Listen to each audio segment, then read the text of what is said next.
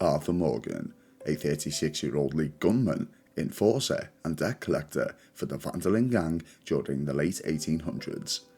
Often perceived as cold, unforgiving and emotionless by those who don't know the man, in reality he's quite the opposite. During his past, he's felt his fair share of heartbreak. Firstly, when he lost his former partner, Eliza, and his only child, Isaac, but also later on in life too. At some point, although it's unclear as to exactly when, Arthur would meet and fall for one Mary Gillis, a young lady who retained those feelings, but roadblocks prohibited their relationship from flourishing. Their two lives were just too different, so when Mary reappeared some years later after noticing Arthur was nearby, what made her write a letter to him, and what convinced him to meet up with his lost love once more? Was it the hopes of rekindling an old romance, or was it something else? Welcome to the video. You're listening to Phil of Philby Gaming. If you enjoy today's content, you all know what to do, and if you're new here and aren't already subscribed to the channel, please consider doing so. Today's video is strictly theory, an outside perspective if you will, so be sure to voice your opinions about the ongoings in the comment section below. With that being said, let's get into what we came here to see. Why does Arthur keep returning? The first time Mary Linton realises Arthur is around is during his fight with Tommy at the saloon in Valentine, where she can be seen mixing with the crowds. Following this, she manages to get a letter delivered to the Horseshoe Overlook camp, which reads as follows. Dear Arthur, I've written this letter 100 times or more, and I cannot get it right. It's me. You know it's me from the bad handwriting. I know I said when we last spoke, and I was going off to get married, that we would not speak again. I know I said a lot of things, and I meant them, I suppose, at the time. But I'm not so proud as to not speak to people who care for me, or cared for me. I've been in Valentine for a couple of months. I had some bad luck, and, well, it's a long story and not an interesting one. But I am here for now. I saw a couple of the girls, or whatever the polite term is for them, that ran with you and your associates in town. And I heard tell of a man who sounded like you. I would love to see you again, if you could spare me a little bit of your time. I'm renting a room at Chadwick Farm, just north of Valentine. Yours, Mary Linton. A few things are of interest in this letter that we should look at before Arthur reunites with Mary. Mary declared that after she got married, herself and Arthur were not to speak again, but now feels that she's not too proud to speak to the people who once cared for her. Why the change of heart after all these years? Secondly, she claims that she saw a couple of the girls in town, no doubt referring to either Mary Beth, Tilly or Karen, whom she knew ran with the Vanderlyn gang, and heard talk of a man that sounded like Arthur. This wasn't true, as she was at the fight, so why would she not mention this? Was she trying to shy herself away from the thuggish and outlaw lifestyle? Regardless, Arthur still feels the urge to reconnect with her once more, so he visits her at the residence she mentioned.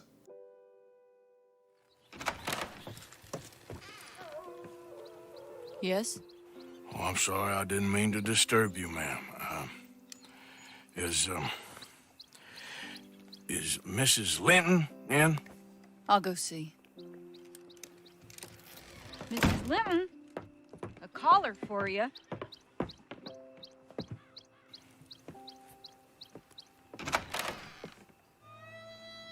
Hello, Arthur. Mary? I heard you and your friends was around. Okay. Where's what's-his-name? Died. Well, I'm sorry to hear that. Yeah, me too. Happened a while ago. Pneumonia. Bad business. Sure. So, well, you've been... you've been made a widow and you come here looking for me, is that it? No, ain't like that, Arthur. Ah, okay.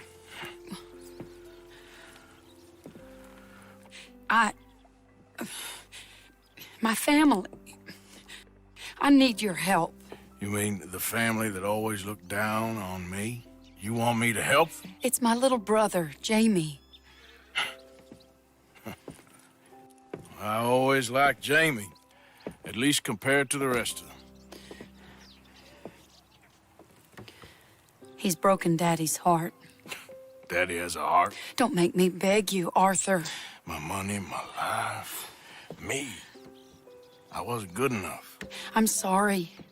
We need your help real bad. Little Jamie's joined the Chelonians, that strange religious order. Good for him. They're quite mad, Arthur. They'll kill him. You're the only person he'd listen to. So, I'm too rough to marry into your family, but it's okay to ask me to help in saving your family. I'm sorry. I understand if you don't want to help me, but I think of you often. Long time ago now. I'm begging you, Arthur. I say let Jamie live Jamie's life and not the nightmare that his daddy dreamed up for him. Jamie's so innocent, Arthur. Please, Arthur. Will you help me? Where is he? Somewhere out near Carmody Dell, I think. The rancher there said he'd seen him around the Cumberland Forest area. I just want him back, Arthur. If you find him, bring him to me at the station. I'll see what I can do. I'll owe you. You already owe me. Let's analyse what we just saw. Arthur looks visibly nervous before the encounter. Is it because he hasn't seen her in so long, or is it because he's unsure of what she's contacted him for in the first place? Secondly, after she greets him at the door, she lies once more about how she knew he was around. Not a good start. Is this a recurring trait of hers? She quickly establishes that her husband, whom she mentioned in the letter, had sadly passed to pneumonia. Arthur jumps right at the chance to ask if that's why she contacted him, because she's now a widow, to which he quickly shuts that idea down, visibly upsetting him. Arthur's attitude soon changes when he realises that Mary only got in touch with him because she needs his help, or more specifically, her family does. A family that's always looked down on Arthur and his outlaw ways. Mary pleads to Arthur that it's concerning Jamie and that he's joined a cult. She knows that Arthur has a soft spot for Jamie and uses this as a bargaining chip, even pushing so far as to claiming she still thinks of him often, right after shutting down his hopes of rekindling the romance. Lastly spoken, Mary tells Arthur that she'll owe him, to which he replies that she already does. Is this a sign that she's taken advantage of him previously? Although we don't know the exact timeline that the pair were together, conversations with some of the Van der Linde gang members would indicate that this was in the not too distant past, such as this conversation with Mary Beth.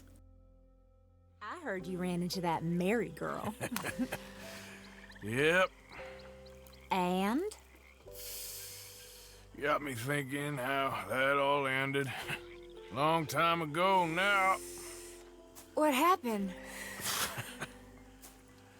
Well, she didn't love me enough, I guess. Or I wouldn't change. Huh. Well, she was a fool then, Arthur. Well, she put a lot of good years in on an outlaw. She definitely was a fool. Mary Beth wasn't the only one to dislike her, as Susan Grimshaw made her feelings towards Mary quite clear. So, Mr. Morgan, whatever did happen with that Mary Gillis? It all came to nothing, Miss Grimshaw. That's for the best. Could these girls see something that Arthur was too blinded to notice? After speaking with Mary, Arthur set out to do what he's been asked to do, and that's rescue Jamie Gillis from the Chelonian cult in the nearby mountains near Carmody Dell. That's enough, Arthur! Now, kid, come on. This is crap. You're better than this. Better than what? Better than one in paradise? Better than thinking these fools know a damn thing about paradise. Now, let me take you home. You're a sad man, Arthur. You're a real sad man. Sure, but come home. No, not a chance! Jamie seems reluctant to go with Arthur and wishes to stay with the Chelonian cult leader. Why would he do that if he had a family at home, and in particular a sister who cared for him very dearly? In order to get answers, we'd have to catch up to the escaping Jamie.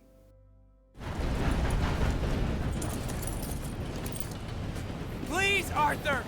I'm a man now. I found something. A calling. You're just a kid. You're making a big mistake. I'm not taking advice from you. You're an outlaw. You leave me alone.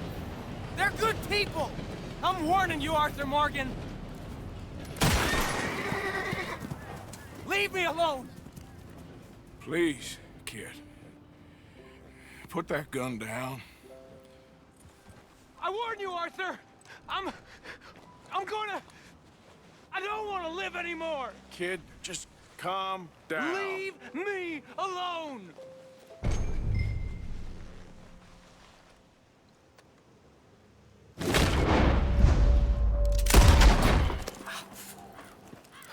Now calm down. Let's go see your sister. Okay. Okay. It's okay, kid. Have I been a terrible fool, Arthur? I don't know. I don't know enough about it. But one thing I do know. There ain't no shame in looking for a better world. I missed you, Arthur. Are you and Mary sweet on one another again? Oh, no. What exactly is happening back at the Gillis family home to make Jamie believe that ending his own life would be the better option? Well, during the ride back, Jamie expresses some particular things about his father which shed some light on this, but oddly defends him when Arthur voices his own opinion on the man. All Father kept telling me was, you won't amount to anything. You're not enough of a man. I had to get away. I couldn't take it anymore. Forgive me, but your father's a bully and a coward. Don't listen to him. Hey, don't talk about him like that. What do you want me to say, Jamie? He's a good father? A nice man? He won't be happy I saw you. Please send him my worst regards. Finally, Jamie and his sister Mary are reunited in the following segment. Jamie! Jamie! Come home. Please, Father's been very sad. Father wouldn't know sadness if it died in his bed. But I'll come home for you. My boy. My sweet boy. Come on. Oh, Arthur. Thank you. Thank you. It's good to see you, Mary. And you, Arthur. And you.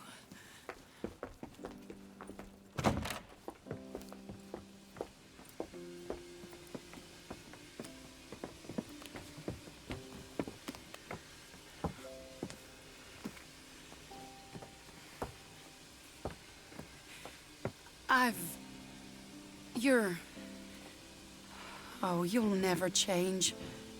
I know that.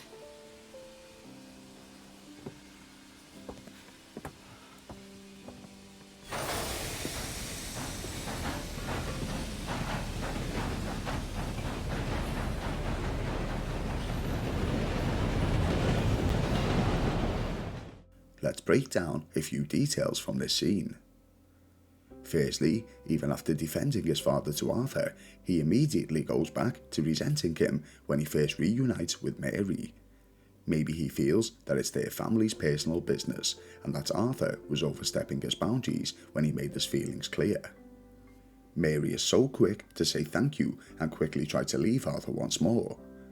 I realised that the train was waiting outside, but surely she could have taken the next one and spent a little more time with him, especially considering he had just rescued her little brother.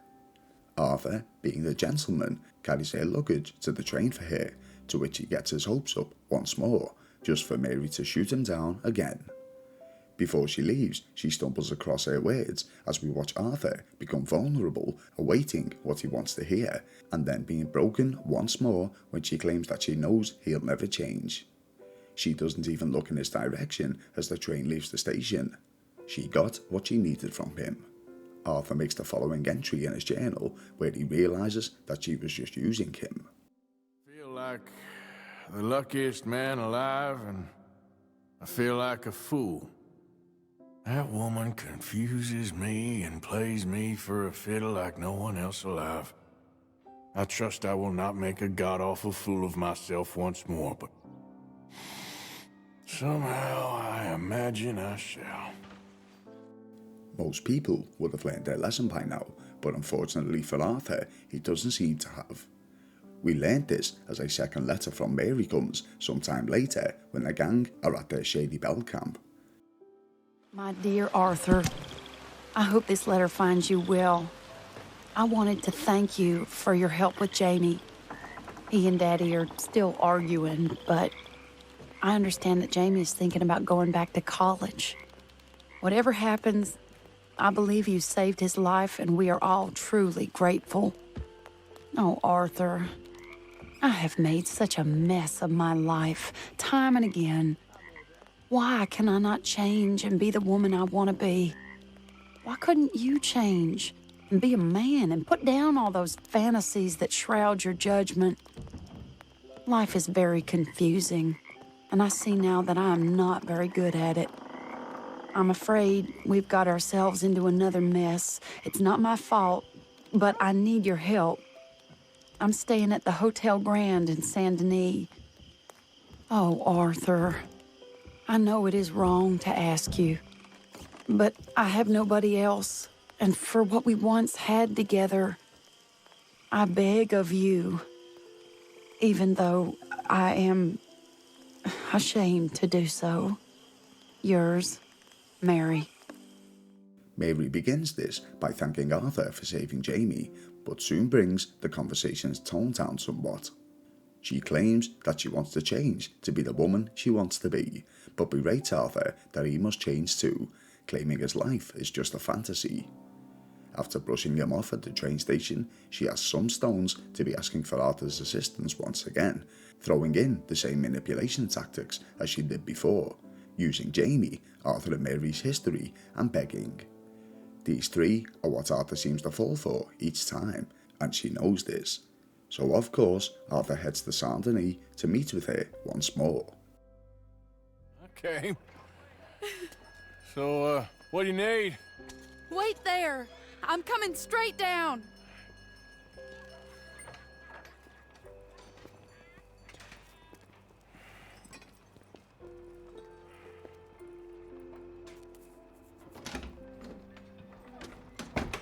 Arthur,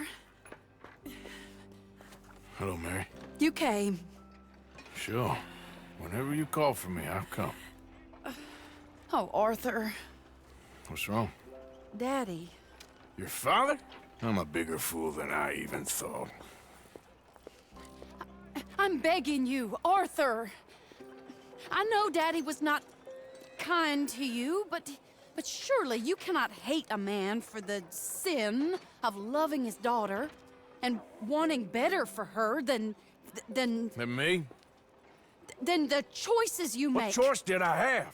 Did I ever have? Oh, I know. You had to live by your code. But your code is... well, it's not right. Has your way been right, Mary? With you? And Jamie joining a bunch of crazies?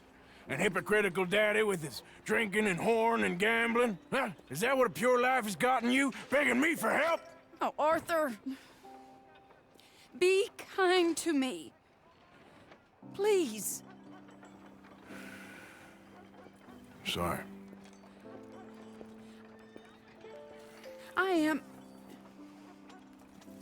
I should have asked someone else, but... But I'm the best guy you know at frightening decent people. It wasn't that I didn't love you, Arthur. You know that. No. Oh, Arthur. We were so very young. think how different life could have been. Yeah, I think about it a lot. It all seems so long ago and far away now. Will you help me try to save Daddy?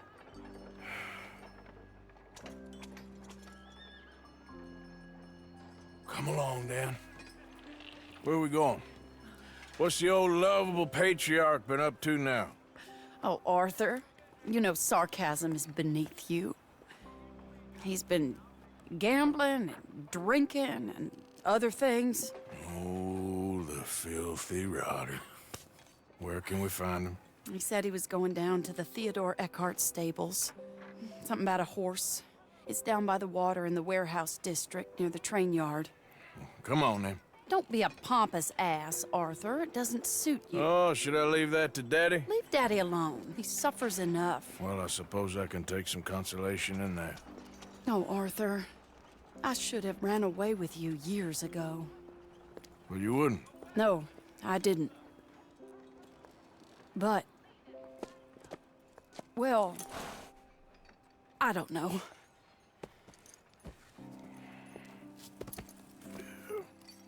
Let's analyse what we just watched. Arthur checks his reflection, still clinging on to the hope that he can impress her soon enough to make a go of things, but once again, Mary just wants his assistance. At least this time, Arthur stands up for himself against the manipulation by calling her out when she takes her father's side of things in relation to Arthur's choices in life. Who exactly was he to judge? This doesn't last long though, as when Mary becomes timid, Arthur quickly apologises and calms down. This time, more than likely as a reaction to Arthur's anger, Mary begins to go into detail about their past relationship, with Arthur admitting that he thinks about it a lot, right before she puts the question to him as to whether he'll help her and her father or not. This is manipulation once more. She throws one last thing at Arthur to ensure he'll help, and it's the idea that she should have run away with him, and gives the impression that she may reconsider. When arriving at the stable, Mary insists on going inside on her own. She knows her father and Arthur don't see eye to eye on things, so it begs the question as to why she requested this help in the first place. It seems he was only brought along in case things turned for the worse, but even if it escalated into an argument between a father and his daughter, why would she need an intimidating character such as Arthur to intervene? It was hardly going to turn violent between them. After following Mr. Gillis for some time, we finally learn why Mary needed us along here. Her father is attempting to sell her mother's brooch. This is where the twist has occurred. It looks like Mary knew that the brooch was missing, and that her father was intending to sell it off, so having an enforcer such as Arthur by her side increased their chances of intervening. After helping her a second time, Arthur returns to Mary.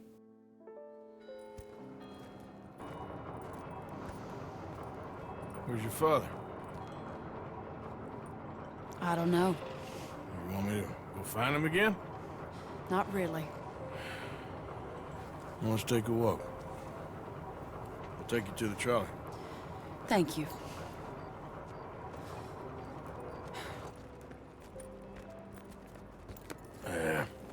Got you your brooch back.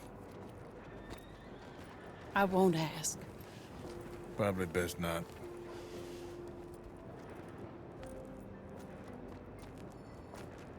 Hey. What are you doing now? Right this moment? Why'd you ask? Well, I was wondering if you wanted to do something.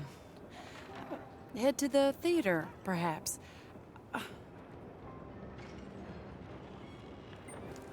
Theater?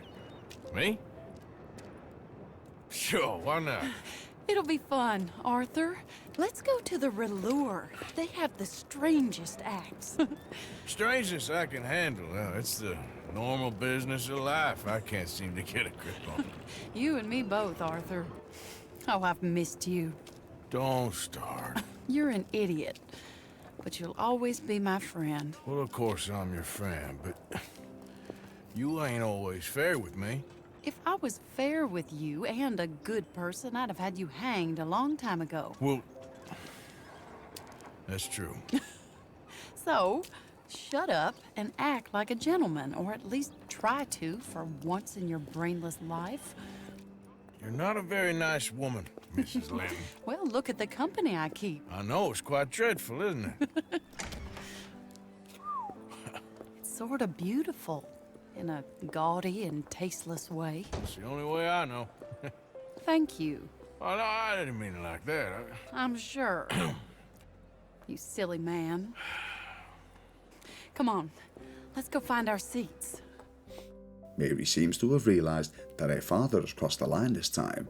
This is why, when Arthur asks if she needs help in finding him, she decides against it. Coming to her senses a little bit, she begins to have hopes for herself and Arthur's relationship. She realises just how bad home life is, and with Jamie going off to college, there's no real reason for her to stick around a drunken and aggressive father who pawns her belongings. This is why she invites Arthur to see a show and spend some time together. She even shows a more intimate side towards him as the pair enjoy a pleasant talk on the way to the theatre. After finishing the show, whilst walking to the trolley station, it's Mary this time who's had a change of heart, it seems.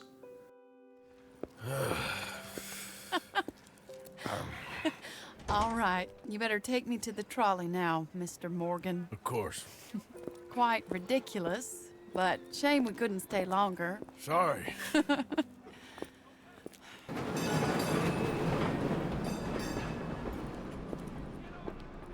My life wasn't supposed to... Oh. Is it too late for us, Arthur? I can't lie to you. I'm a wanted man, Mary. If anyone close to me, well, they're wanted too, and I can't have you wrapped up in there. But it's coming to an end. This time it really is. Run away with me, Arthur. Run away right now and don't look back. I want to. More than anything, I want to. But I've got some people I need to take care of. Once they're free, then I'm free. Then I can disappear. But Arthur... If we're gonna run away anywhere, we'd need money. Soon, I'll have some. I know you won't run away. But it's a pretty dream. Very pretty, but I will once I get some money. And I had some, but then some fool got it trapped into a town that I can't go back to. That's another story. I'll write you. Yeah.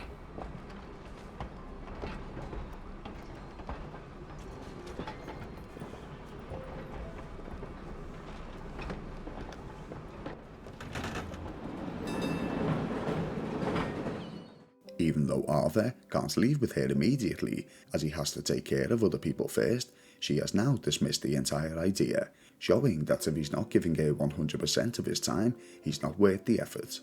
She's not interested in hearing of his reasons for waiting before they can run off together, even though he's now decided he's happy to leave the outlaw life behind him, as that's what she's always wanted, and brushes the entire idea away. Giving him one last glance before the trolley drives away, she knows that's the last time she'll ever see him, even if he doesn't. One last letter is delivered to Arthur from Mary, and inside the envelope is a ring that he once gave to her. It reads as follows. My dear Arthur, you never showed up. And now, after looking at the newspapers, I understand why. I don't imagine you'll receive this letter, but I, nonetheless, must send it. Arthur. Oh, Arthur. I was just starting to dream the silliest and softest of dreams. I miss you, and I will always miss you. But I cannot live like that. And it seems you cannot live any other way. When I'm with you, the world makes sense, but when we are apart, I see clearly that your world is not a world from which one can escape. I'm so sorry for everything long ago, and for starting up that business again. There's a good man within you, Arthur, but he is wrestling with a giant.